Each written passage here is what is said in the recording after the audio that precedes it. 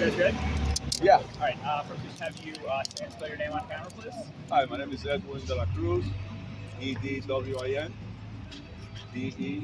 Delacruz, And spaces between De La Cruz Yes, or all one word? yes, sir. Cool. And you can look at me instead of the camera. And what's your official position here? Just organizer? Something else you want us to? Yes, I'm an organizer. I'm a 4-decade Rome resident. I'm very proud of this community. I'm also the founder and treasurer of the Northern Hybrid Republicans grassroots movement, which is designed not only for political purposes, but also to get involved in the community.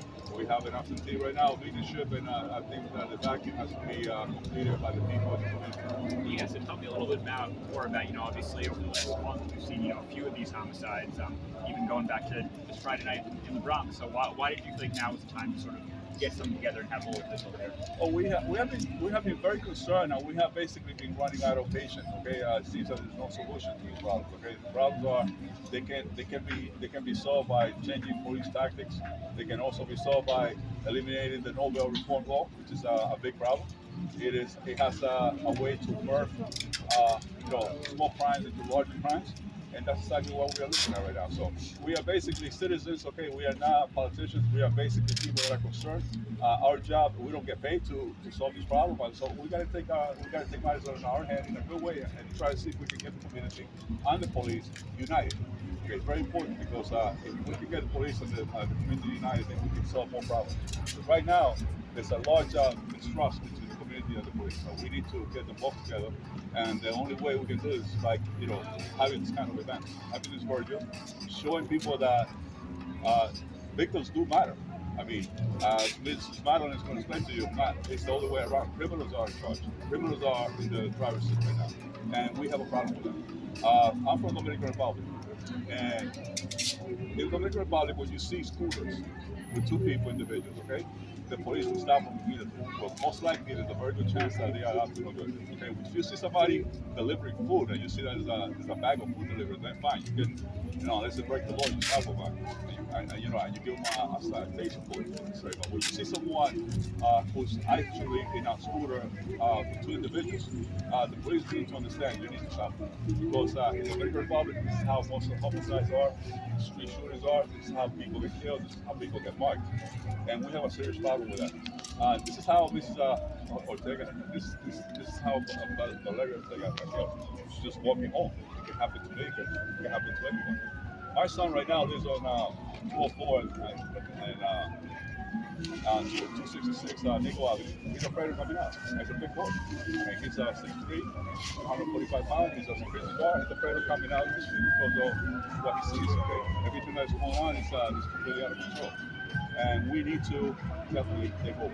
Okay, the only way we can take over is the community has to start developing new leaderships, and we need to start new grassroots movement like the Republican movement that I'm starting right now, which is pro-police, against crime. And we need to. I'm glad that you guys are here because that's the only way we can basically, show what's going on.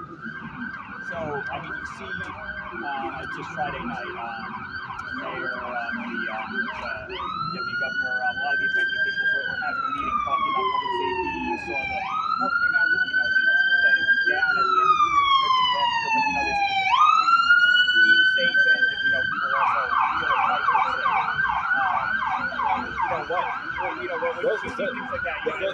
Those reports are highly questioned. Number one, and you got it's not the people. You have to definitely. It's not a report or a statistic. You need to speak to individuals. You need to walk around. The mayor has to, come to our neighborhood and speak to us. Like I'm speaking. The violence they have all. It's allowed people to run towards the otherwise, it's nonsense. Will probably happen right now. You said this is political, but it is. It's not political. We're trying to keep it away from political as much as we can. But unfortunately, I'm not going to go back to politics again. But we are very concerned. We are very concerned for our safety, and who's going to fix this problem? That's my whole concern. And we are highly advocating for the police and the community to come together. It's very important because if they do, we might end up, communicating to the police who and where, and how we can catch a criminal that is actually a law right now. So having events like this, putting faces to some of those numbers, making people see that they matter. You feel like that's the way to start building that trust. What sort of things do you want to see that? Well, we need to. I highly recommend the police to start having rules on the street. Okay, so we need the old-fashioned way of patrolling. Okay, not by cars, by police. Okay, talking to people. I highly advocate the police department going into small businesses and sitting down, getting to know the owners. Okay, getting to know them, having a cup of coffee. Having that presence that is highly needed in our community. That is absolutely not. So let's just say that's the Metro store right across the street from here. What is actually stopping someone to go in there and grab his cell phones? They're going to be free.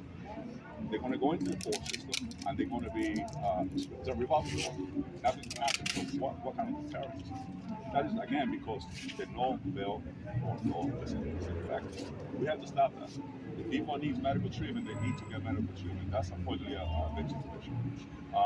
Going back in history, last year we had Jose, a friend of mine. I grew up with him. And Jose is one of the most peaceful and honest men in the whole world. Hardworking individual, did everything he could. And he ended up out of the village. I think he defended himself in the league and coming back.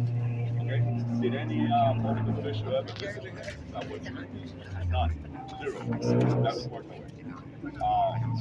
We have to change that. We have to put a human face to the community, and we need to basically come together. And police need to start reaching out to us more often, and we need better, better government. That makes sense. Because we're very disappointed.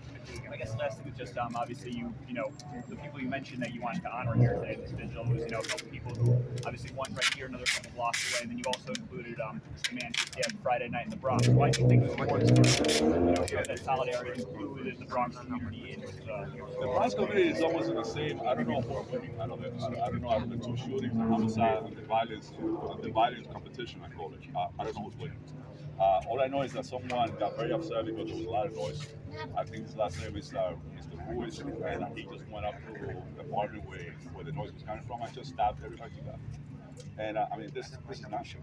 Now, my concern is to see that there's no deterrence. People are no longer afraid of the law. They're no longer afraid of consequences. We need to ask ourselves why. Okay? And there can be a lot of answers.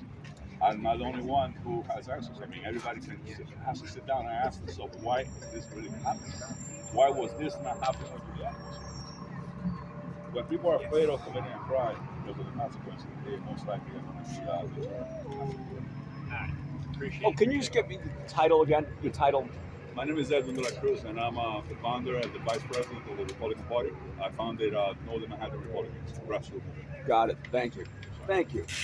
And we have Madeline Brame here. Madeline is a superstar. Right, Madeline. Yeah. Madeline, Madeline her story. We're just going to change up the background. Her story is Yeah. amazing. Let's face this way.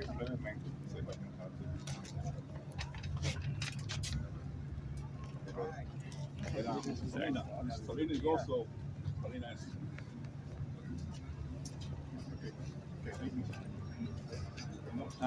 Hey, Madeline, correct. As well. One of many ballots. I'm sure. Hey, can you move this way a little? This way, okay. All right, so you know the deal. Just north of me, ignore the camera thing. Okay, right, cool. Can you just say and spell your name on camera, please? First name Madeline, last name Brame, Madeline,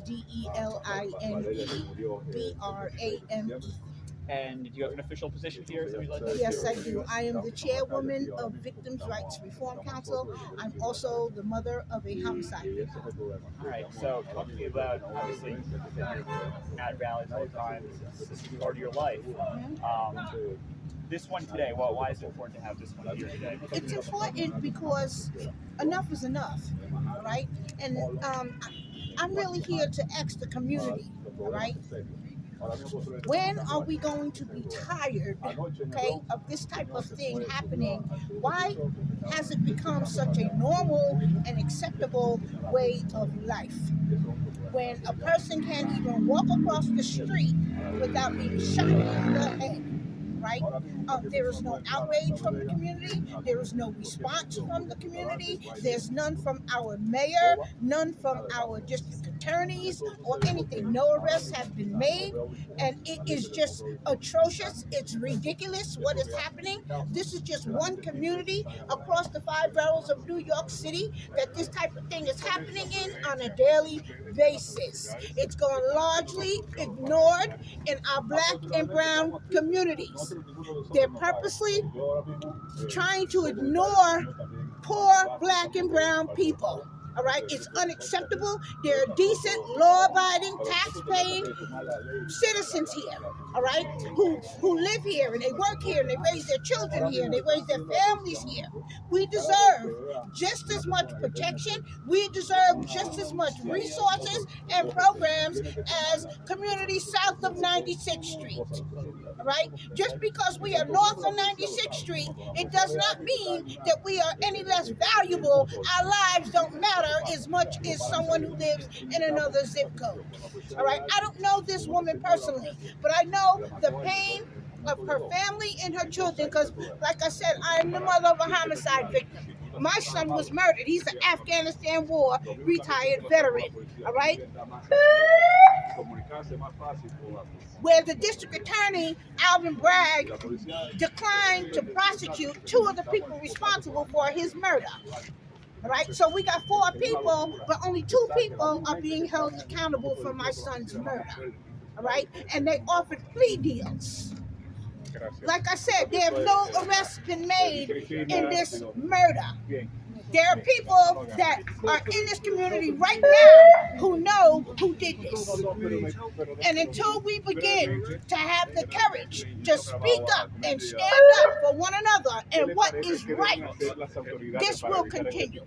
Because the legislation, the people in charge do not care at all. We have to begin to start caring about ourselves and where we live.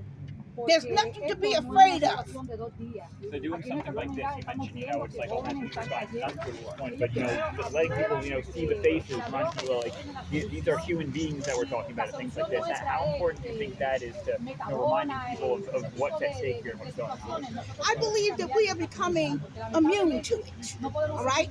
It's this is just what happens in the hood. No, it's unacceptable. It's unacceptable. It takes a small group of people like this. People who care, all right, about the community. It takes the media who is going to really, cover stories that really matter to the people in our communities, and put it on the air. The truth, to tell the truth to the people, right? And I think that the more and more this begins to happen, the more and more people in the communities will begin to come out and start to stand up and speak up and fight back for themselves. So Edwin mentioned, trying to increase trust between people, citizens and police officers. Is that what kind of like that part of the solution here too? Like, what does this look like? Well, look around you. There are no police. There are no police because of the whole defund the police thing. All right, they removed the police from these neighborhoods and from these communities. That's why people can do whatever they want, however they want, whenever they want, to whomever they want, and get away with it with no consequences. Right? It's empowered them. It's emboldened them, along with the bail reform laws, the raise the age law. Okay. All those different policies that they have in place, all right, it's good on one hand, but it's bad on the other. So if you listen to the mayor and those people, they'll say, they said, oh, crime is lower this December than last December. They'll say, oh, we did put more police officers in Bronx, or they're just not as visible. They're not always in uniform. Well, when you hear that, what's your response? They're manipulating the data. Because if you don't have prosecutors that are prosecuting, if you have no arrests that are being made, if you're downgrading to lower, lesser included offenses, of course you cannot count those as violent crimes. And of course the numbers are going to go down. But you still have victims. You still have dead bodies. You still have mothers going to the morgue to identify their child's body. You still have this people's family going to the morgue to identify her body. And no one's being held accountable. It's not being counted. So of course, it's manipulating the data. And I would say directly to Mayor Adams to knock it off. Knock it off. We're not falling for it. A three-year-old can see that it's manipulation of the data to try to fool us and convince us that you're actually doing something about this crime rate. And there's absolute genie is out of the bottle. All right, the genie is out of the bottle. The only way to put it back in is to put the police back, let them do their job. Uncuff the hands of the police and let them do their job. And if the kids around here want to pick up guns, put on a uniform. Learn, train how to shoot guns properly, how to handle that. Get paid for it. You want a badge of honor? Go to the military and get real badges of honor. And be somebody with honor and dignity and respect. What you're doing here, riding around shooting senior citizens in the head, that's some coward stuff right there. Punks do that. All right? You don't get no points for that. There's no points for that. Everything from me. Appreciate a couple minutes. That was awesome.